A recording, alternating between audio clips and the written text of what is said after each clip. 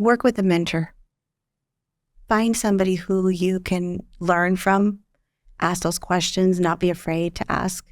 I think that's been huge for me. I've reached out to so many people and just asked for help.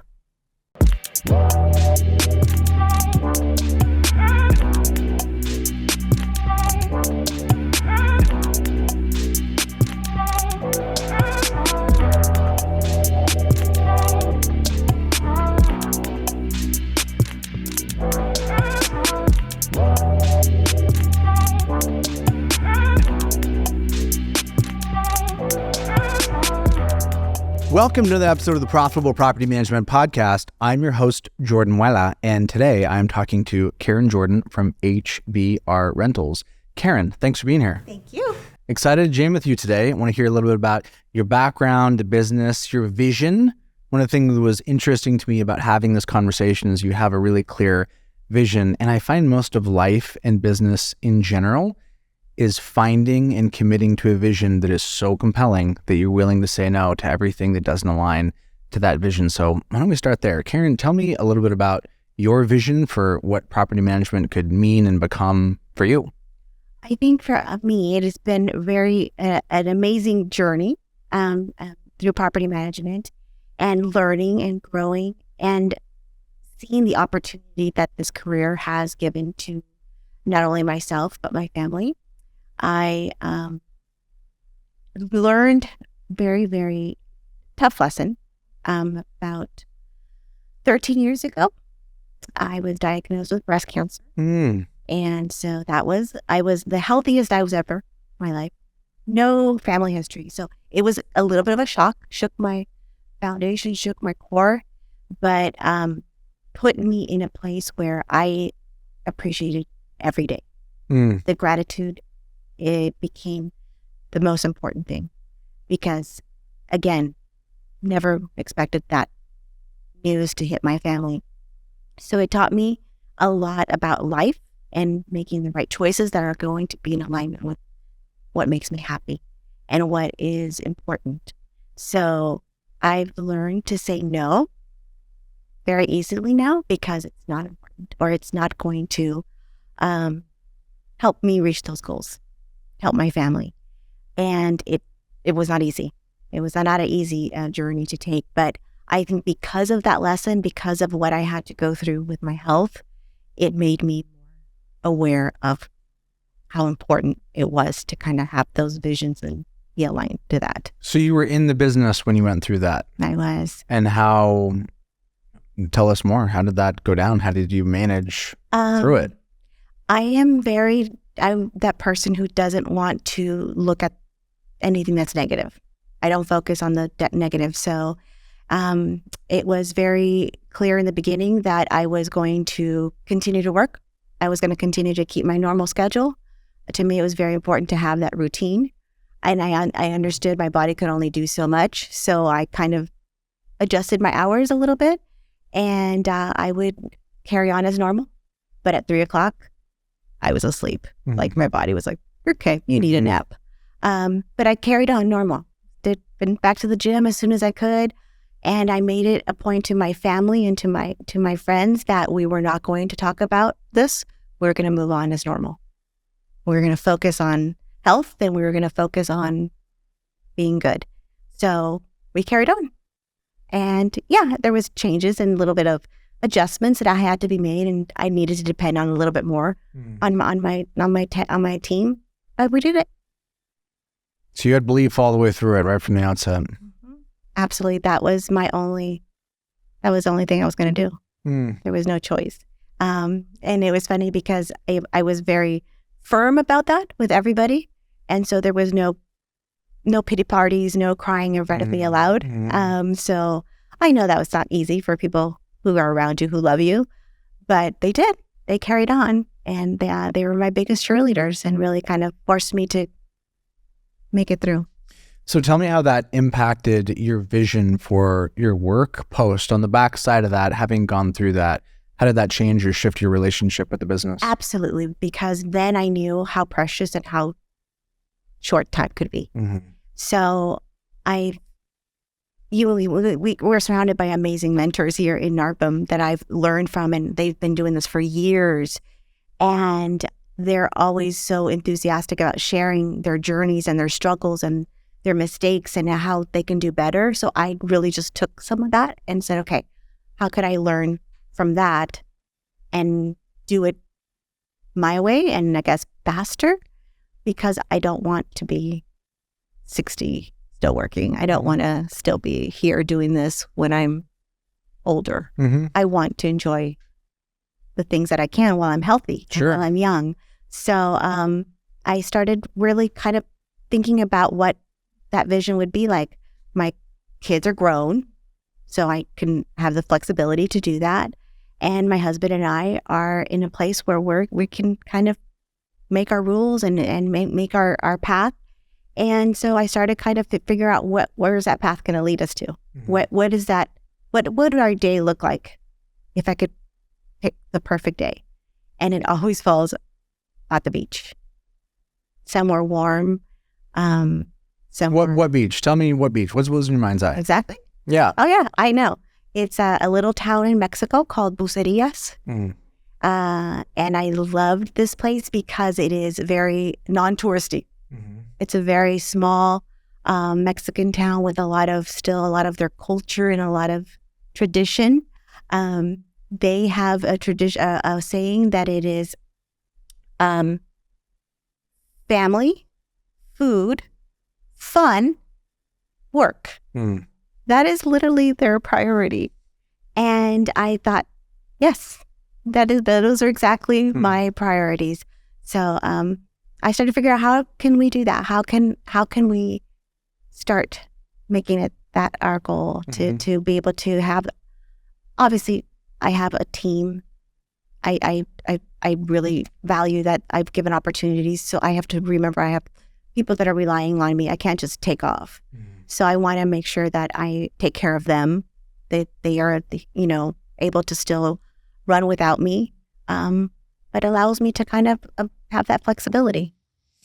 So your vision wasn't related to an exit. Your vision is related to having the business and running the business, but being able to just do it on your own terms, which is interesting. That's definitely different. A lot of folks get burned out and they start looking for the exits and figuring, how do I get this thing off my back? How do I get out of here?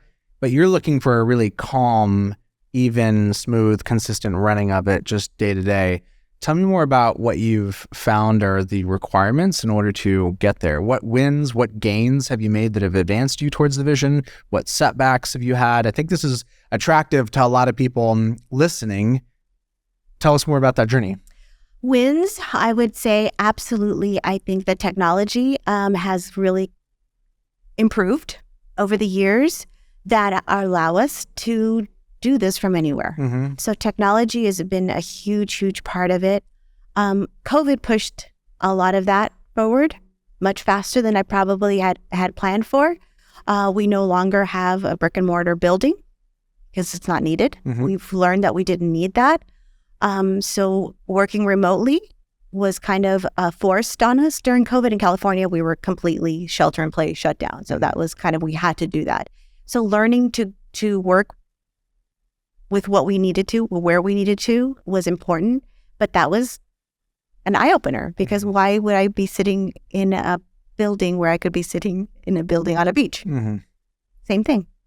There was the processes that we've learned that really we were doing the hard way. We were just Tell me about the hard way. really Yeah. lease renewals. Okay. I was embarrassed. I was so embarrassed when I showed somebody my lease renewal process. It was literally a yellow notepad. Mm-hmm. Mm-hmm. I would pull a report from Appfolio. I would then go, okay, did I send them a non-renewal notice? Did I send them? It was embarrassing. And so It was a handmade operation. handmade. Boutique. Ridiculous. But again, I learned, right? I mean, you learn and you go, okay, that's not going to happen. Mm-hmm. Why is it all going to be me? I would literally still have to be here doing that, Mm-hmm. Mm-hmm. right? So how could I improve that process? How could I do something that would not require me to be here? Mm-hmm. So learning technology, systems and processes that could really kind of narrow that and make it a smooth process was important. So those are big wins for me. So I would say those are the biggest wins. Hiring remote team members. That wasn't a thing we did before.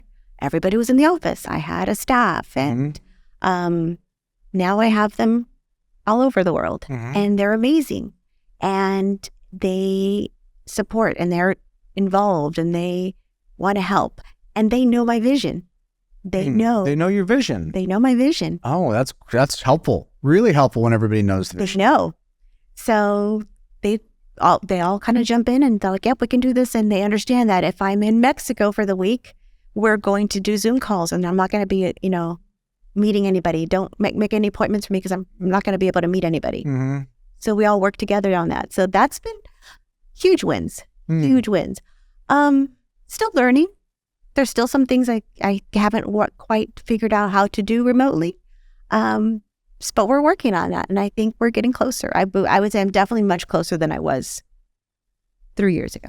Well, you say closer, and that's a relative reference to a specific destination, and that's what I see here is you have a vision that was driving this conversation. You don't have a vision, you don't know what you're working towards, you're not going to make a specific advancement in any one direction. Some people have stories that would contradict the two shares that you just had. One was about technology, one was around the people, and the RTMs, global talent, etc. Let's press into some of those stories, maybe starting with the talent. The conversation might be, I can't do that. Can you trust them? How do you know what they're doing day to day? I can't do that. Wouldn't work for me. Works for you, Karen. Wouldn't work for me. What would you say to somebody that's their story? And I think that's natural, right? We think we could do everything, and only we could do it. It can only be done my way. I think it's very natural, and I think in certain personalities, it's much harder to give that up. I'm that person. I need to do it, and I'm almost the mama bear too. Oh, let me just do it. I got this. I'll take that call. I'll send that email. And it was a huge thing of trusting that I don't need to do everything, and that they could do it, and they're gonna make mistakes. And they are mistakes. And we learn. And we go, okay, how could we do that differently now? If that's a mistake we made. We learn. But it was a huge that I can trust that they could do it. And for me, when I told them that, when I said I am stepping away, I'm going to let you handle the onboarding calls. I'm going to let you handle the calls for the owners. You handle the owners for the residents. I am stepping away. They appreciated it. They said, thank you. Thank you for trusting us. They stepped up. They appreciated it. And I was nervous because I was like, what if they're not ready? What if they can't handle it? And they just say, okay, they don't know the answer. Let me get back to you on that. And then they'll ask me. But I'm behind the scenes. I'm behind the scenes kind of supporting them. So I heard some interesting shares there. I heard talking to owners. Is that correct? So that's a threshold, right? There's thresholds of what people are clear they can delegate. You start off with something like sign running, right? Most people are like, well, yeah, obviously I could find something to do that. And then with the RTMs, maybe it's handling more tenant related calls. First it's doing admin work, and then it's talking to tenants. Talking to owners, that's a high bar. That's a real material bright line where there's a lot of trust going on there. How did you coach or train, and what was that like to get up over that specific threshold? I had my team shadow me, listen to every phone call I make, onboarding every owner. They would listen to the calls. What were the main questions they would ask? How would I answer the questions? Constantly shadowing until I let them take over. And I also would make that soft introduction at that point, not knowing that they're shadowing me, but more the owner was like, oh, and here's my assistant who's going to be helping you going forward. She's joining us on this call today as we meet. Just kind of making a soft introduction. But for them, it was just listening in the background, like we would in an office, right? If you're sitting next to somebody, you're just listening to the conversation. They learned. And how do you say something? How do you respond to this? How do you politely say no? We don't do that. That's not our policy. So the intro and that you made was the framing of an assistant. Got it. So it was less of a trust leap. It's like you're still here, they're still having the relationship with you, but this person is more just kind of stepping in to assist you. Oh, yeah. Let me correct that. She's the director of owner operations. Got it. Okay.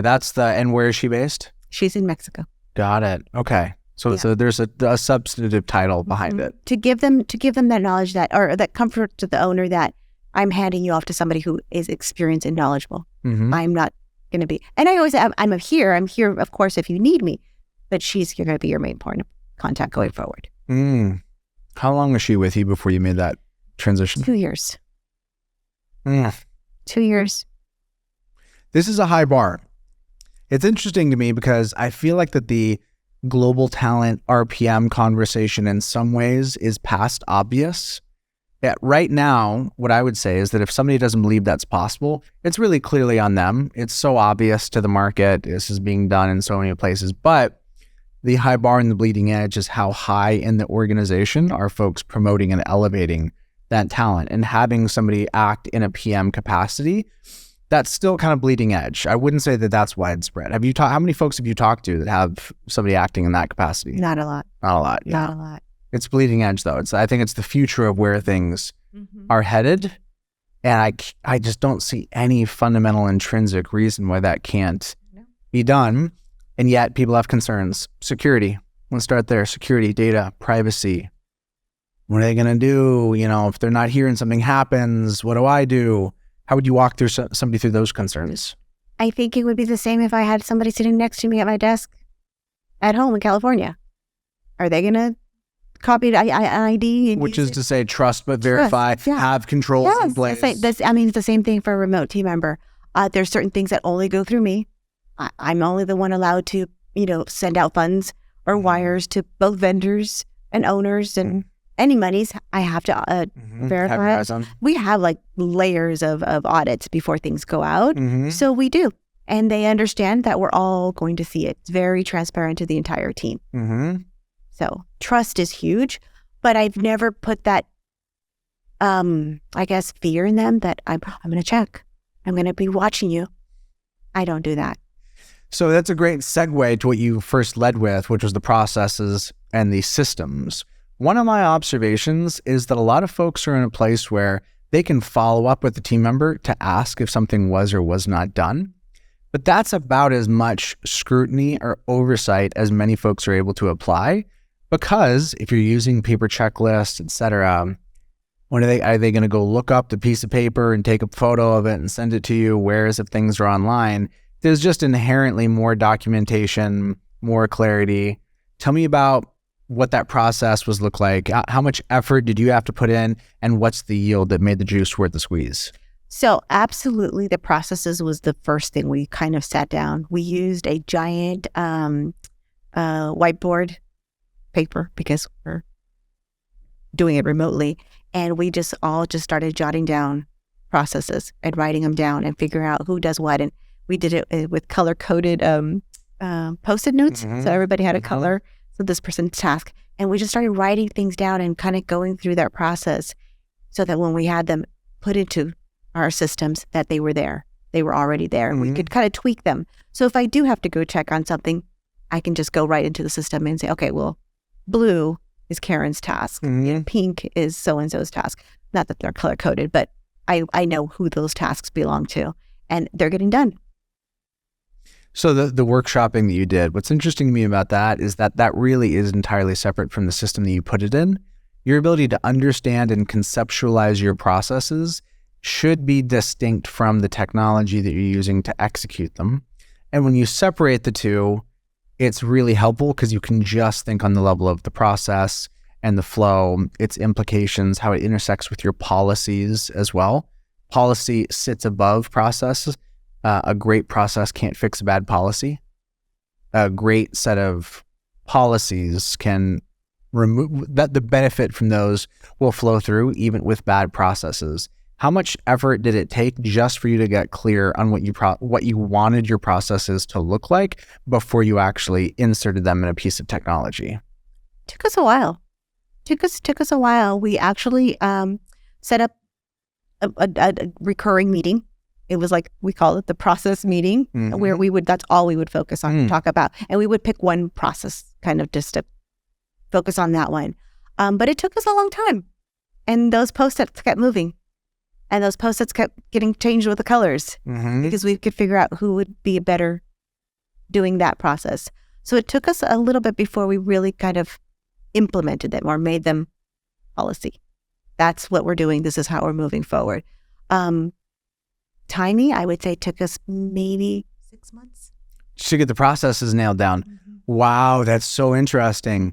A lot of folks want to use the technology and just take their processes as they are and just stuff them in the technology without using that transition as a moment to really rethink and reimagine that. 6 months. Wow. That's some serious forethought. It took us, we learned a lot, made a lot of mistakes. And we kind of took those mistakes and said, how do we do it better? I think that's really how I make my processes. When I make a mistake, you just tweak the process. Make that process better. Yeah. How do we avoid that again? How do we communicate better? How could we make sure that the owner's more aware of where we are in the process? Got it. So all of that is just learning from mistakes. So did you go, that conceptualization that you did you do that before or after you picked a specific technology to use? Before. Man, this is a lot of forethought. This is great. This is a little masterclass here. Okay. So then you pick a vendor. Surprise. It was Lead Simple, which is awesome. And then tell me about that. Once you're really clear on what it is, on how they should work, what did the actual onboarding and implementation look like? So I didn't do it. I handed it to my team. Because I said, I don't want to be the one getting in the middle. You are all doing this work. And you'd already made the investment at that process level. They actually took the sales call. I had them go through the demo and I asked them, is this something you want to just delegate here? I said, oh, they're going to be the ones doing it. Yeah, I wanted them to say, yes, we love it, or no, we hate it. Right. And so they loved it. They're like, this is easy. Oh my God, this is going to make our job so much better. I was like, cool, then you're going to do the onboarding too. And they worked with the onboarding and tweaked it to what worked for them, based on all the stuff that we had already talked about. But they're the ones who really kind of took it on. And I was just kind of there to support them. And how long did that process take before it was live running? That didn't take very long. That actually didn't take very long because I think we had our processes. Yeah, because you already done all this pre-work. Yeah, and then we added a little bit of the stuff the Lead Simple had to kind of, you already had as templates. And we used some of that and kind of merged them together. But again, they're ever changing. They're ever changing. But that didn't take very long.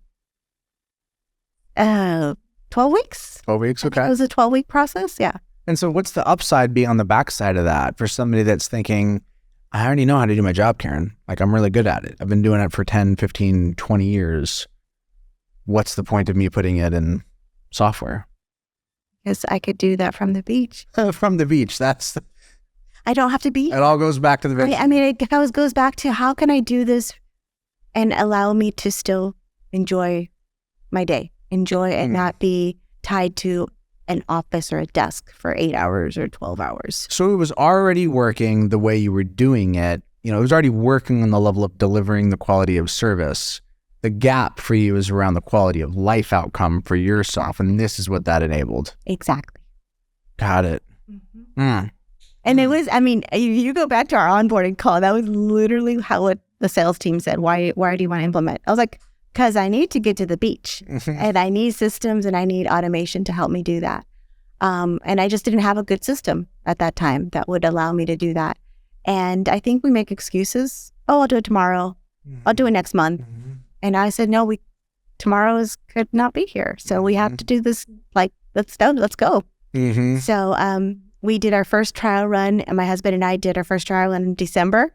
We spent 20 days in Mexico, and we worked remotely. How'd it go? Easy as pie. Easy. The team loved it. I was on their time zone, so it was easier too. So, I was extremely nervous, extremely nervous.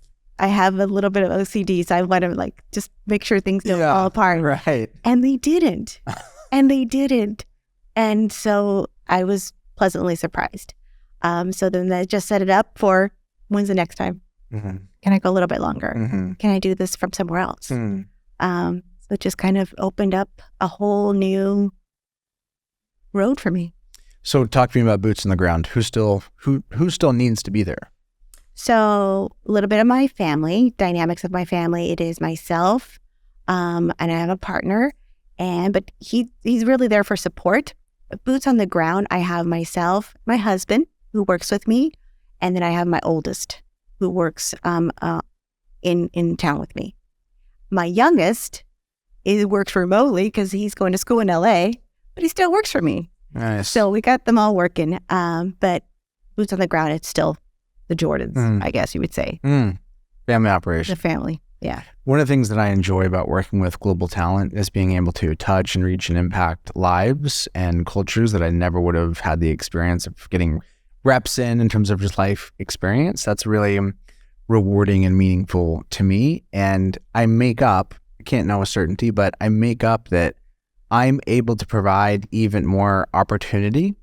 And the width of like the delta between starting point and ending point, that's your impact. Somebody comes to work for you, how much can they grow and can they learn? I make up that the size of the impact with my global team is even bigger. And that's really fulfilling and really rewarding to me. Talk to me about just like the cultural vibe of working with remote teams. So our family, we get very much educated from our younger siblings or children who teach us about the importance of labor and treating people well and paying well. I guess that's not the normal culture in our country. So we absolutely take pride in making sure that we're taking care of our team. I don't pay the average. I pay a little bit more than the average. And they absolutely appreciate that. And because I am also from El Salvador, I was born in El Salvador, came to this country when I was very, very small. But I know what that culture and how hard it is. So I love that we are able to support and help their families, and I can see their kind of growth. And in the return, they appreciate it so much that they will just go above and beyond. We have unlimited PTO for my team. So that's a huge thing for them. They don't take it. That's a little controversial. They don't take it. Policy. I'm sure some folks would be worried that nobody would ever be in the office. Your experiences. I have to force them. Yeah. So, but I want them to understand that there's balance. Just like as important to me it is, right? To have that balance and have time off and enjoy the things that I want to do. It's the same for them.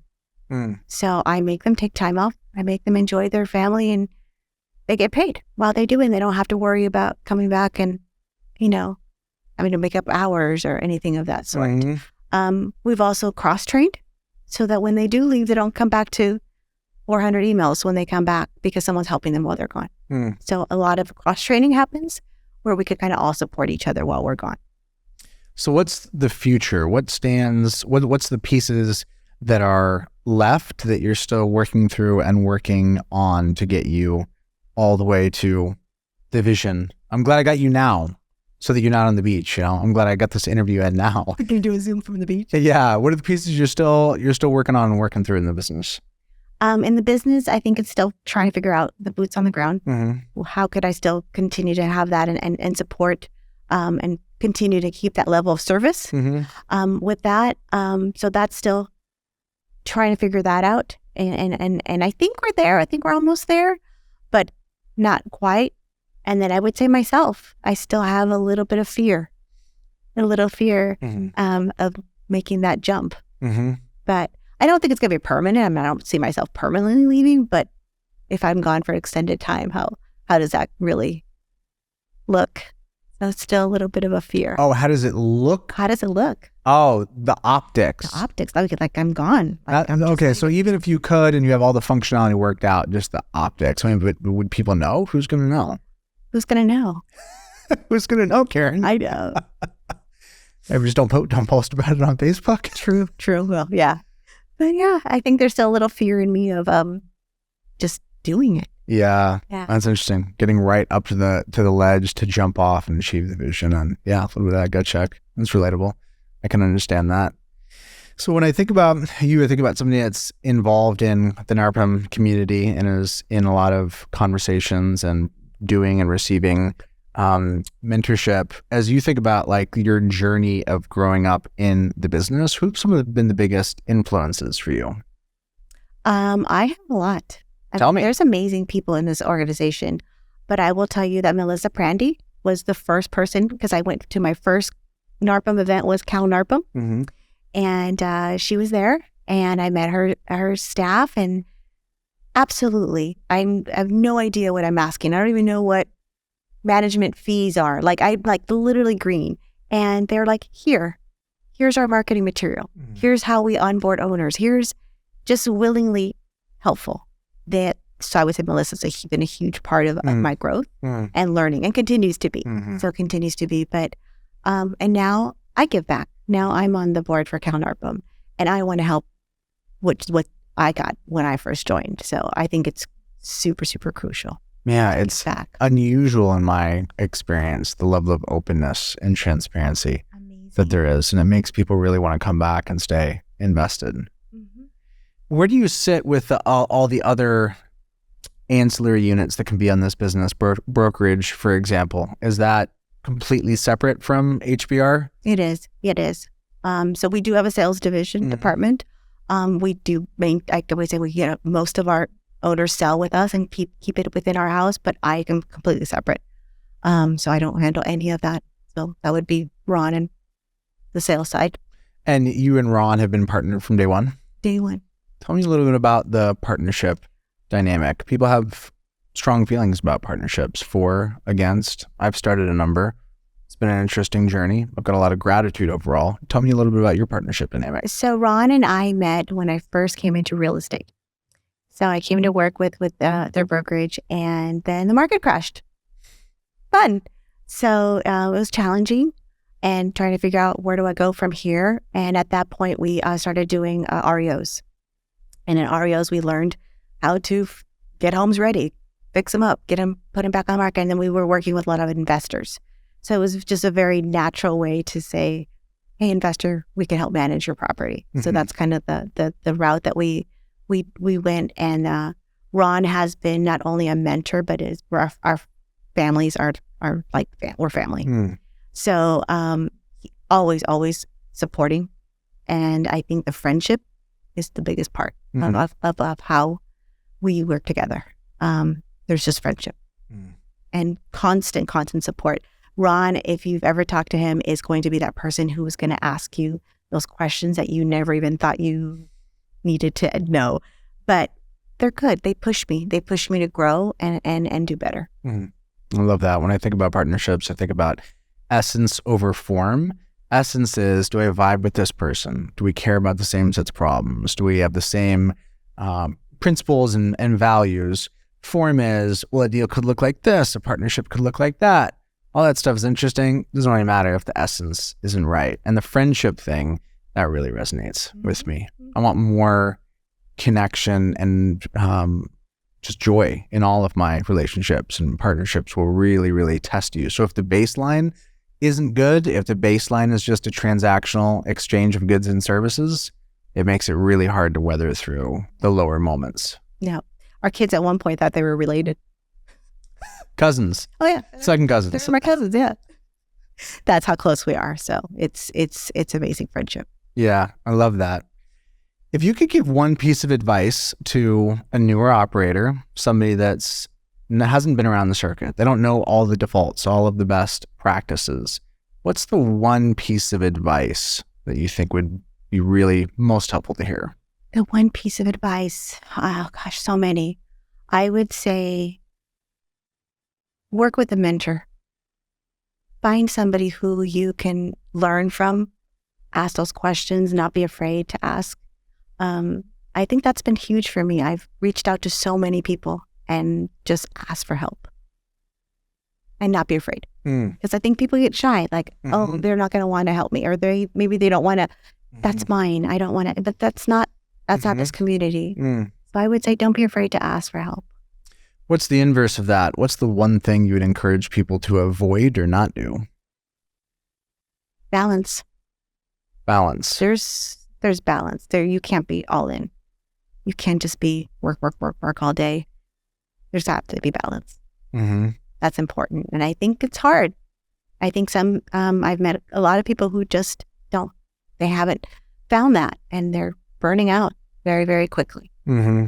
What are some examples of like sensible boundaries to draw in this business in particular? Office hours. Having office hours. I'm not taking calls at 8:00 at night. I'm not taking calls on the weekends.